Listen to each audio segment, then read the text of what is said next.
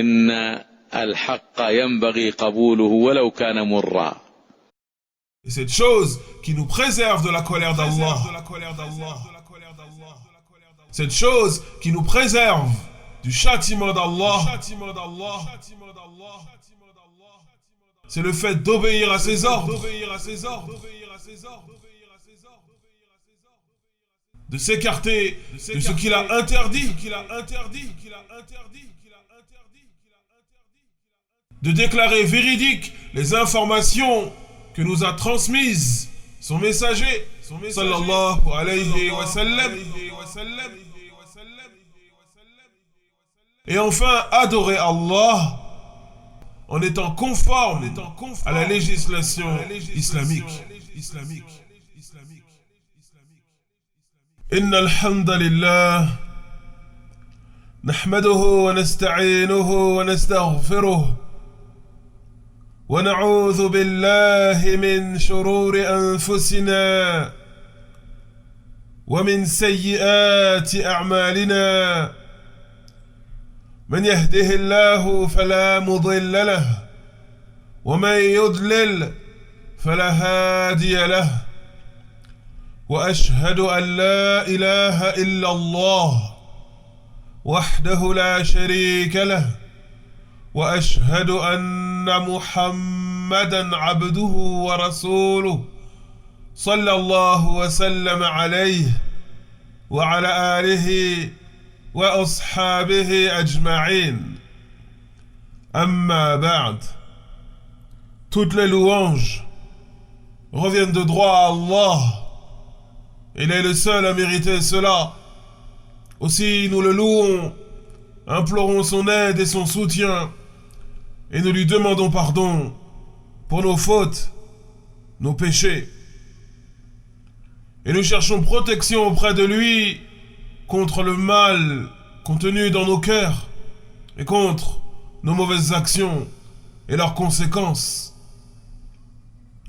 Quiconque est guidé par Allah, nul ne pourra jamais le détourner de la voie droite. Et quiconque est égaré par Allah, eh bien il ne trouvera personne pour le remettre sur le droit chemin. Et je témoigne, j'atteste qu'il n'existe aucune divinité digne d'adoration si ce n'est Allah, seul sans associé, tout comme je témoigne, j'atteste que Muhammad sallallahu alayhi wa sallam est son serviteur dévoué et son fidèle messager. عباد الله عن أبي ذر جندب بن جنادة وأبي عبد الرحمن معاذ بن جبل رضي الله تعالى عنهما عن رسول الله صلى الله عليه وسلم قال اتق الله حيثما كنت وأتبع السيئات الحسنة تمحها وخالق الناس بخلق حسن رواه الترمذي وقال حديث حسن.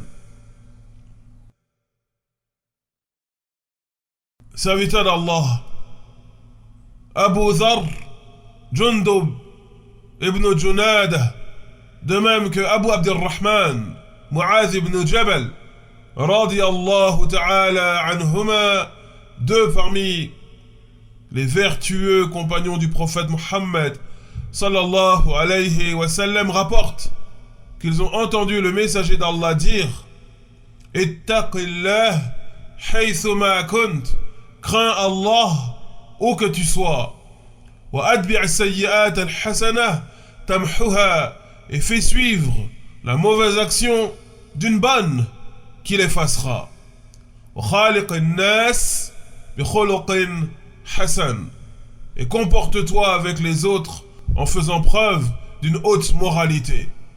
Et comporte-toi avec les autres en faisant preuve d'une haute moralité.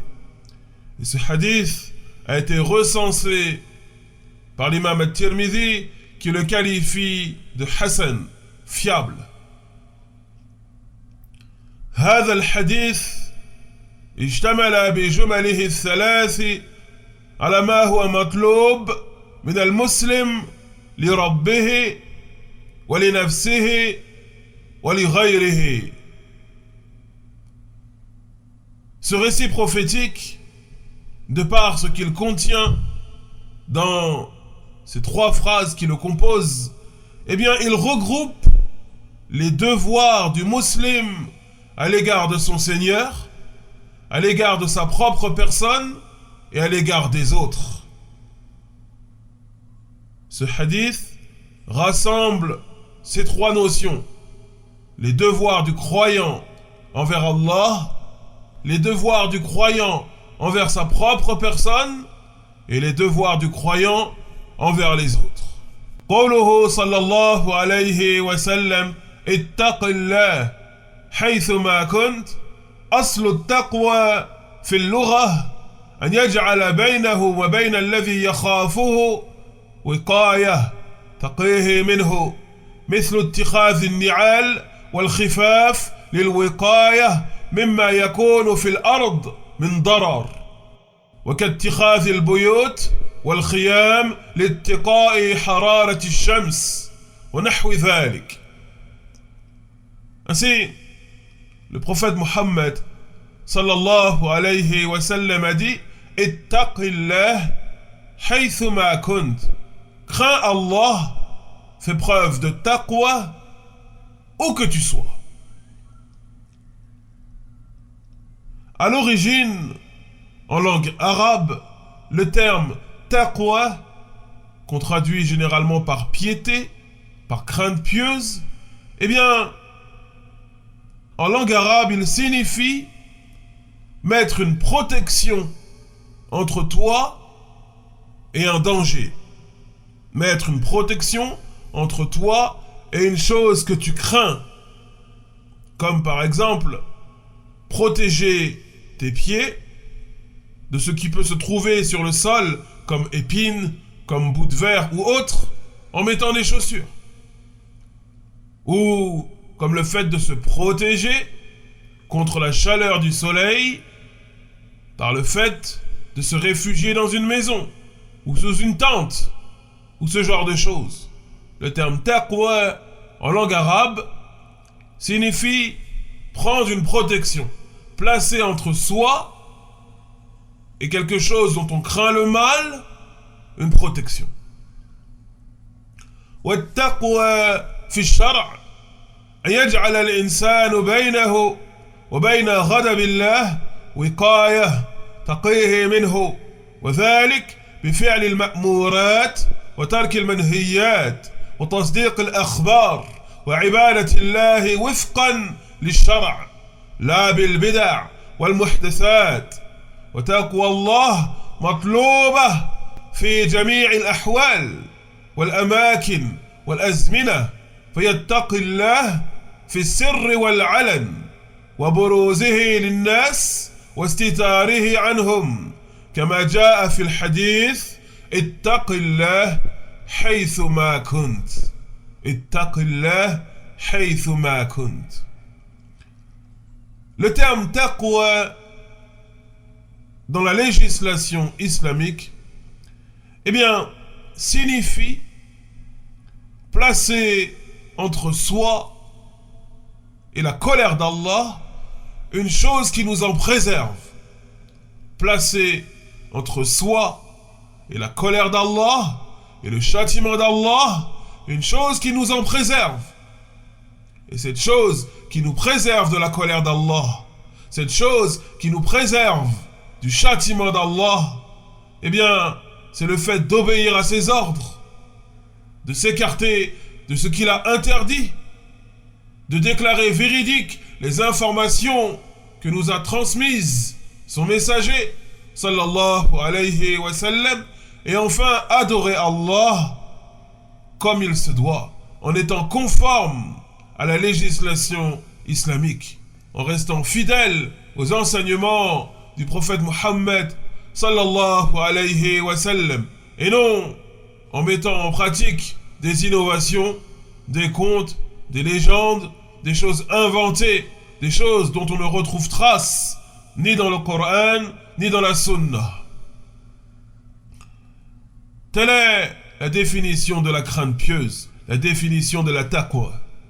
Et cette taqwa, cette crainte pieuse, cette crainte révérentielle, cette piété, elle est exigée de tout musulman et de toute musulmane, et ce, en tout instant et en tout lieu.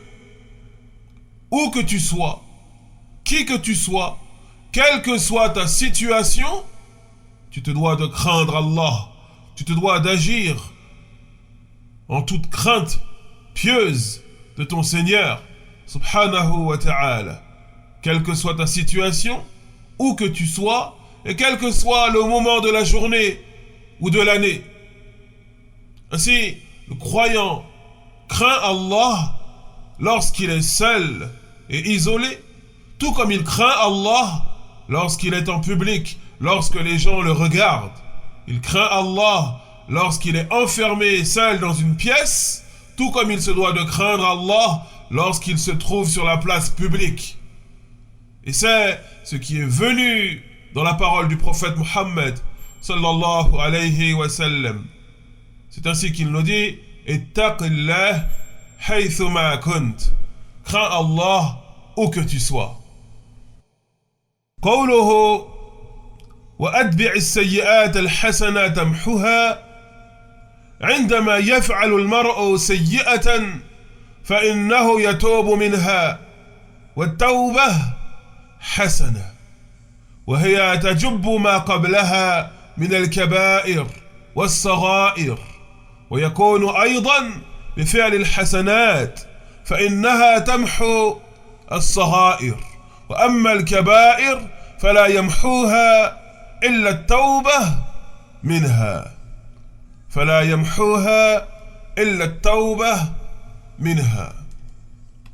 Concernant sa parole sallallahu alayhi wa sallam وأتبع السيئات الحسنة تمحوها, et fait suivre la mauvaise action d'une bonne qui l'effacera. Eh bien, lorsqu'une personne, lorsqu'un croyant ou une croyante commet un péché, il se doit de s'en repentir. Lorsqu'un croyant, un musulman, une musulmane commet un péché, une faute, une erreur, il se doit de s'en repentir. Et le repentir en lui-même est une bonne action.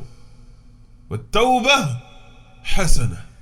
Le repentir en lui-même est une bonne action. Et le repentir, lorsqu'il est sincère, bien entendu, eh bien, il efface tout ce que la personne peut avoir fait auparavant, que ce soit parmi les grands péchés ou les péchés mineurs, que ce soit parmi les grands péchés, les péchés majeurs ou les péchés mineurs. Et également, le fait de faire suivre un péché d'une bonne action se réalise par le fait de multiplier les œuvres pieuses. Ceci se réalise par le fait de multiplier les œuvres pieuses. Car les œuvres pieuses, les bonnes actions, effacent les fautes mineures. Les bonnes actions effacent les petits péchés. Quant aux grands péchés, eh bien seul le repentir sincère les efface. Quant aux grands péchés, eh bien seul le repentir sincère les efface. قوله صلى الله عليه وسلم وخالق الناس بخلق حسن فإنه مطلوب من الإنسان أن يعامل الناس جميعا معاملة حسنة فيعاملهم بمثل ما يحب أن يعاملوه به لقوله صلى الله عليه وسلم لا يؤمن أحدكم حتى يحب لأخيه ما يحب لنفسه وقوله صلى الله عليه وسلم فمن أحب أن يزحزح عن النار ويدخل الجنة فلتأتيه منيته وهو يؤمن بالله واليوم الآخر وليأتي إلى الناس الذي يحب أن يؤتى إليه.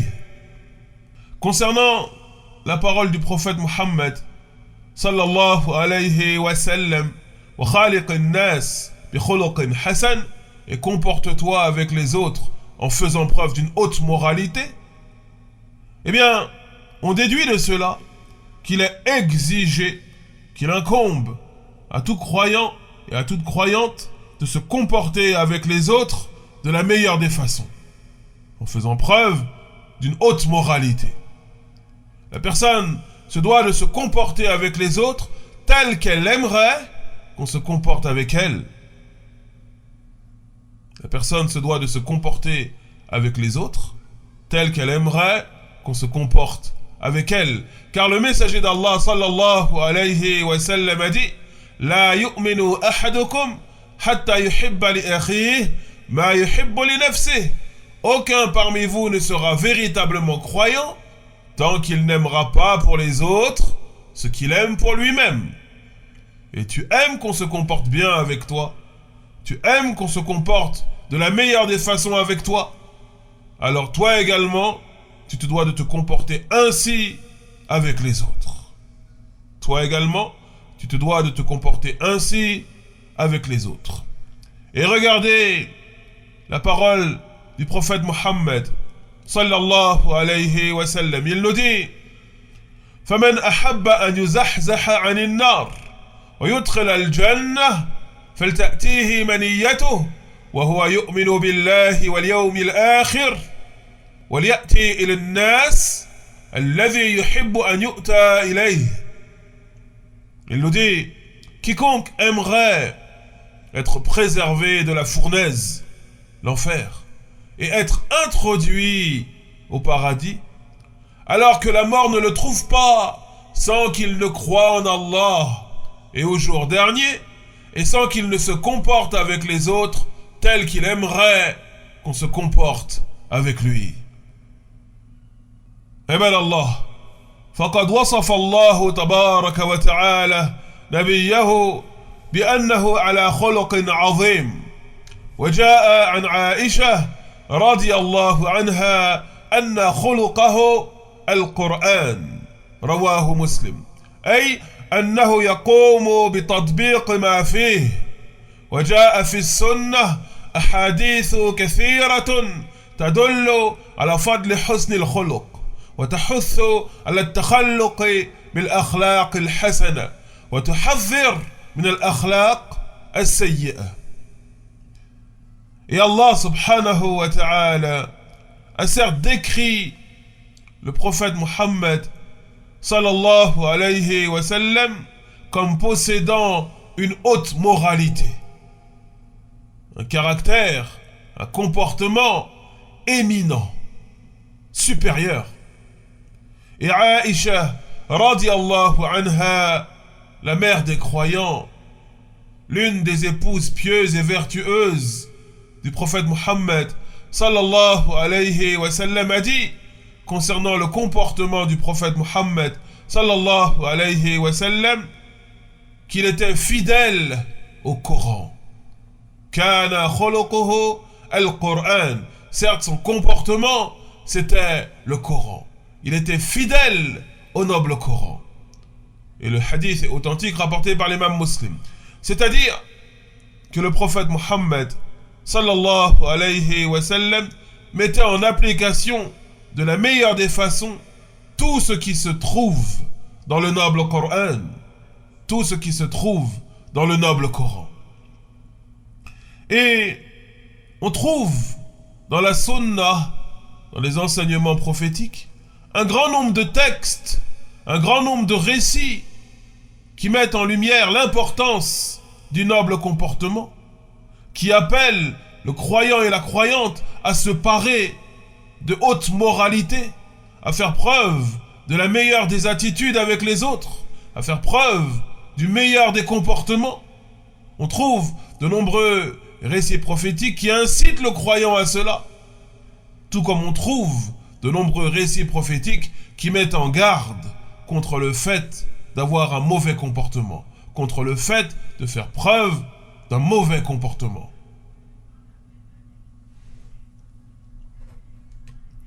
مما يستفاد من الحديث أولا كمال نصح النبي لأمته صلى الله عليه وسلم، ومن ذلك ما اشتمل عليه هذا الحديث من هذه الوصايا الثلاث العظيمة الجامعة. ثانيا الأمر بتقوى الله في جميع الأحوال والأمكنة والأزمان. ثالثا الحث على إتباع السيئات بالحسنات. رابعا أن الحسنات تمحو السيئات. خامسا الحث على مخالقة الناس بالأخلاق الحسنة. Parmi les enseignements que l'on retire de ce hadith, premièrement, eh bien, le noble conseil du prophète Mohammed sallallahu alayhi wa sallam, ce conseil complet qu'il a adressé à sa communauté en toute loyauté et en ne visant que le bien pour elle. Car dans sa parole, le prophète Mohammed sallallahu alayhi wa sallam a réuni les devoirs qui incombent à chacun d'entre nous envers Allah, envers nos propres personnes et envers les autres. C'est véritablement un conseil qui englobe beaucoup de choses et qui regroupe de nombreux bienfaits. Deuxièmement, parmi les enseignements de ce hadith, les enseignements de ce récit prophétique, l'ordre d'agir en toute crainte d'Allah, et ce, en toute situation, en tout lieu et en tout moment. On se doit de craindre Allah tout le temps et partout. Qui que nous soyons, où que nous soyons, quelle que soit notre situation, on se doit de craindre Allah subhanahu wa ta'ala. On se doit d'agir dans son obéissance et de délaisser les choses qu'il a interdites. Troisièmement, on retire de ce récit prophétique la forte incitation de faire suivre nos mauvaises actions de bonnes actions qui vont les effacer. Quatrième enseignement, eh bien le fait que les bonnes actions effacent les mauvaises. Cinquième enseignement, l'incitation forte à se comporter avec les autres en faisant preuve d'une haute moralité. L'incitation forte à se comporter avec les autres en faisant preuve d'une haute moralité. C'est véritablement un hadith d'une importance considérable. Et on se doit de méditer sur les termes de ce hadith afin de les mettre en pratique de la meilleure des façons avec l'aide d'Allah subhanahu wa ta'ala. ونكتفي بهذا القدر. سبحانك اللهم وبحمدك أشهد أن لا إله إلا أنت أستغفرك وأتوب إليك. وصل اللهم على نبينا محمد وعلى آله وأصحابه أجمعين والحمد لله رب العالمين.